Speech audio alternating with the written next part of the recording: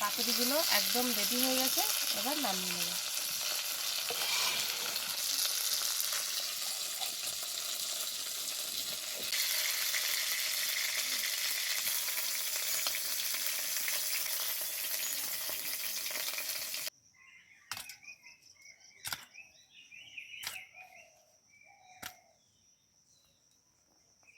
নমস্কার বন্ধুরা, RP village স্টোরির পক্ষ থেকে সকলকে জানাই অনেক স্বাগত।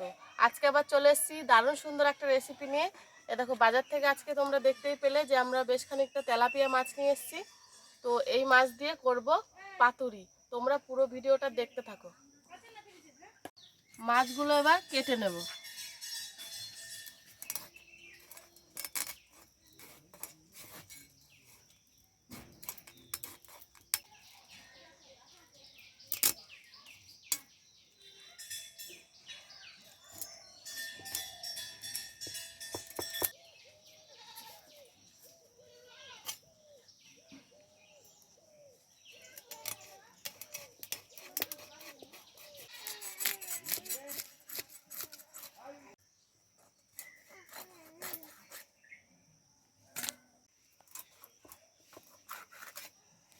মাছ খুব ভালোভাবে ধুয়ে নিয়ে চলে এসেছি। এবার পাতুরির জন্য কিছু মশলা আমি বেটে নেব।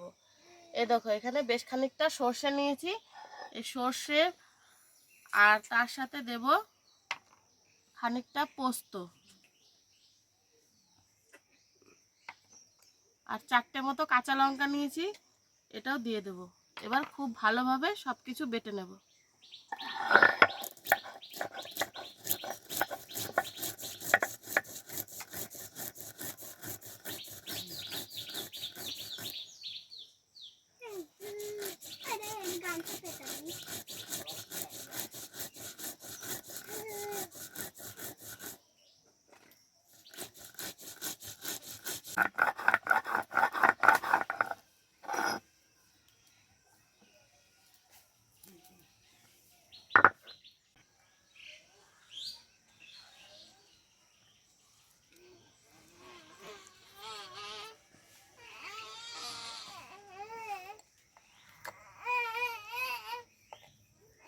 সব কিছু বেটে মাছ ধুয়ে পরিষ্কার করে রেডি করে নিয়েছি। এবার মাছটার মধ্যে মশলা দিয়ে মেখে খানিকক্ষণ রেখে দেব।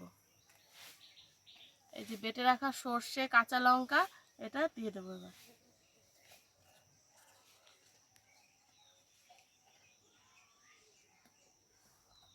তার মধ্যে দিয়ে দেব খানিকটা হলুদ, দিয়ে দিচ্ছি পরিমাণ মতো নুন,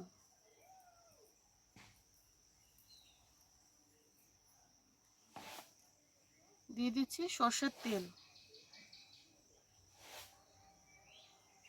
এবার খুব ভালোভাবে মাছটাকে মেখে নেব।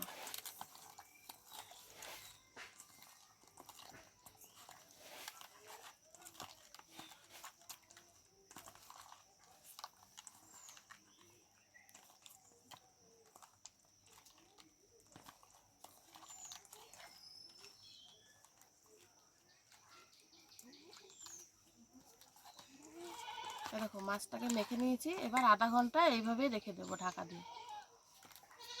এবার পাতুরিগুলো আমি রেডি করে নেবো। এই দেখো, বড় বড় সাইজের কুমড়ো পাতা নিয়েছি। এই কুমড়ো পাতাটার মধ্যে পাতুরিটা বানাবো। প্রথমে এই কুমড়ো পাতার মধ্যে এক পিস মাছ দিয়ে দেবো, একটুখানি গ্রেভিও দিয়ে দেবো এর মধ্যে।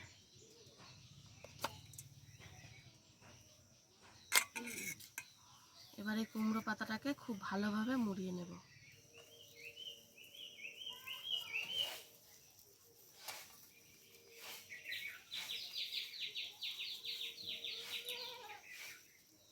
এটাকে এইভাবে মুড়িয়ে নিলাম। তারপরে এই যেরকম করে উল্টিয়ে রেখে দেব। তারপরে সবগুলো রেডি করে ভেজে নেব। একটা বানিয়ে নিয়েছি, এবার এইভাবে সবগুলো বানিয়ে নেব।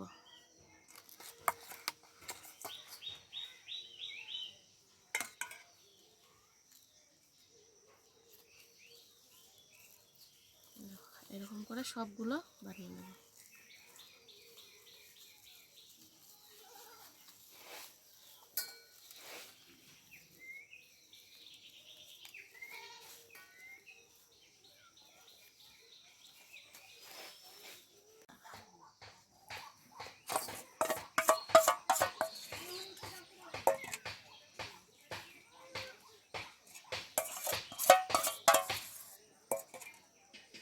দেখো সব পাতুরিগুলো রেডি করে নিলাম, এটাও এইভাবে মুড়িয়ে নিলাম, দিয়ে তারপরে এগুলোকে ভেজে নেব তেলে।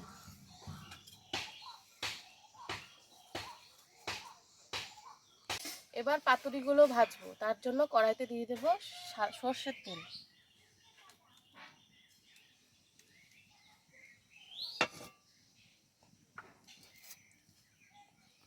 এবার একে একে পাতুরিগুলো এর মধ্যে দিয়ে দেবো,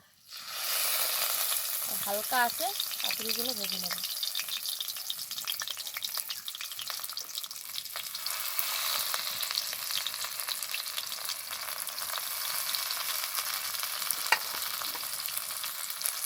একটু ঢাকা দিয়ে দিচ্ছি, তাহলে মাছটা খুব ভালোভাবে সেদ্ধ হবে।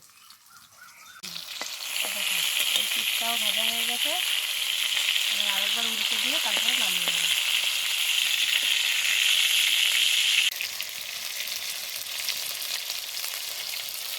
দেখো পাতুরিগুলো এক পিঠ ভাজা হয়ে গেছিলো, দিয়ে ওই পিঠটা উল্টে দিয়েছি।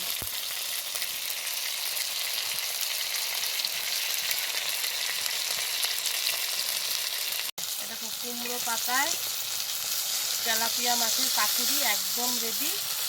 এবার সব নামিয়ে নিচ্ছি। তোমরা বাড়িতে ঝটপট বানাও আর আমাদেরকে কমেন্টে জানাও রেসিপিটা তোমাদের কেমন লাগে।